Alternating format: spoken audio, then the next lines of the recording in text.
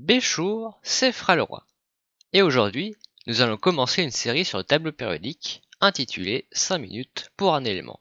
Et donc, pour cet épisode 0, nous allons décoder la base de notre série, le tableau périodique.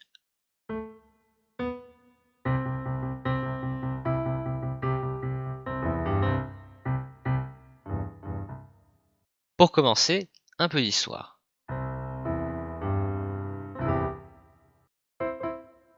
Alors, avant d'avoir notre cher tableau périodique actuel, il y a eu d'autres classifications dans le passé.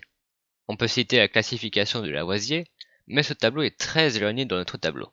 Il ne regroupe juste que les substances simples de la fin du XVIe siècle, comme par exemple la lumière, le calorique, l'oxygène, l'hydrogène et l'azote. Le tout premier tableau périodique, entre guillemets, est celui créé en 1817 par Johann Dobereiner, Johann Dobereiner en français, un chimiste allemand, qui va associer des éléments de même propriété chimique en triade.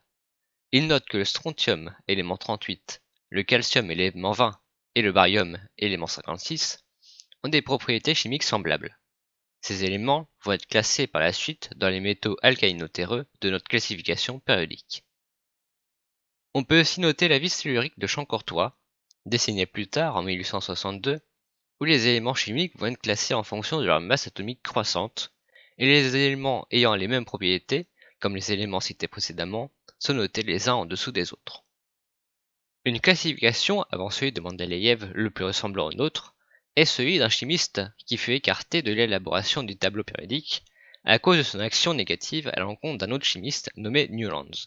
Cet homme, c'est William Hodling, qui créa un tableau vers les années 1860 plus correct que celui de Mendeleïev et s'approchant de plus en plus de notre tableau actuel, en plaçant les éléments comme le platine, le mercure, le thallium et le plomb dans les bons groupes, et laissant des cases vides pour les éléments non découverts.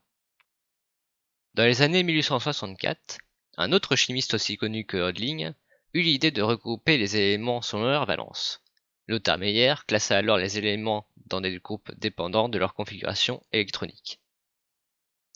Et nous arrivons enfin à cet homme que l'on parle depuis quelques minutes, Monsieur Dmitri Mendeleïev, à qui on doit la première version du tableau périodique des éléments de 1869. Pourquoi périodique ? Parce que les éléments montrent une périodicité de leurs propriétés chimiques selon leur placement. Les éléments sont donc classés selon leur valence et leurs propriétés chimiques. Grâce à ce tableau, Mendeleïev prédit d'autres éléments, comme le scandium ou le gallium.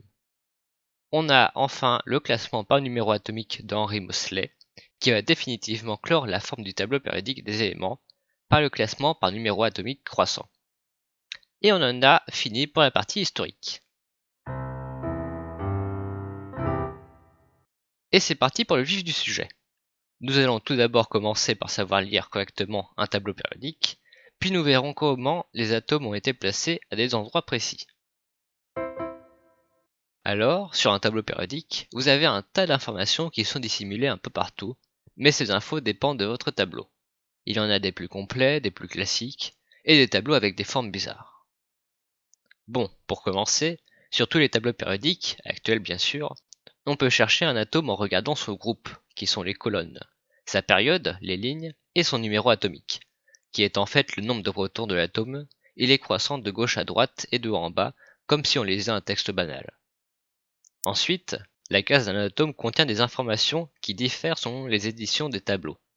Certains tableaux vont avoir le strict minimum, comme la représentation symbolique d'un élément, le symbole de l'élément noté X, le nombre de masses ou masse atomique relative, qui est la masse d'un atome et donc la masse du noyau d'un atome, composé de protons et de neutrons, noté A, et le numéro atomique de l'élément, le nombre de protons, noté Z. On a donc dans un noyau des protons et des neutrons. Pour calculer combien y a-t-il de protons et de neutrons, Z est le nombre de protons et A moins Z est le nombre de neutrons. Le X est sous forme de chaîne de caractères, le A se trouve généralement en haut à gauche et le Z se trouve généralement en bas à gauche. Dans le tableau présent, on a bien plus d'infos que juste AZX.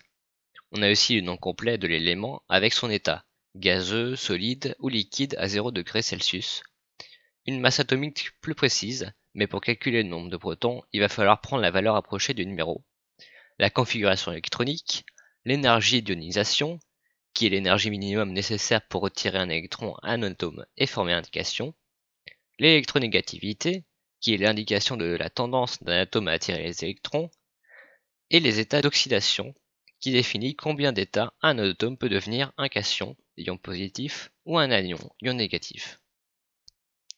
Pour ce qui est des latanides et des actinides, leurs atomes n'ont pas de groupe, sauf pour le premier atome, latane et actinium. Bon, maintenant qu'on sait lire le tableau périodique, on va voir pourquoi placer un atome ici et pas à un autre endroit. Eh bien, comme vous avez pu le noter dans la partie histoire de la vidéo, les atomes sont classés selon leur périodicité et leur valence. On a déjà vu la périodicité, nous allons passer aux électrons de valence. Si vous avez déjà vu un tableau périodique, vous avez pu constater qu'il y avait des boîtes tout en bas à gauche avec écrit S, D, P et F. Eh bien, ces lettres sont des orbitales atomiques. Pour déterminer la configuration atomique d'un élément, on remplit un tableau de cases quantiques. Une case contient forcément 2 électrons. S vaut une case, P 3 cases, D 5 cases et F 7 cases. Pour simplifier une configuration électronique, si par exemple on a une configuration électronique à rallonge, on prend le gaz noble le plus proche qu'on met entre crochets au début de la configuration. Pour déterminer les électrons de valence d'un élément, on prend la dernière couche électronique et cette couche va nous donner nos électrons de valence. Et ben voilà, c'est la fin de cette vidéo. J'espère que vous avez appris des trucs sur le tableau périodique des éléments. Dans les prochains épisodes, nous étudierons chaque atome du tableau périodique, du premier atome au 118e.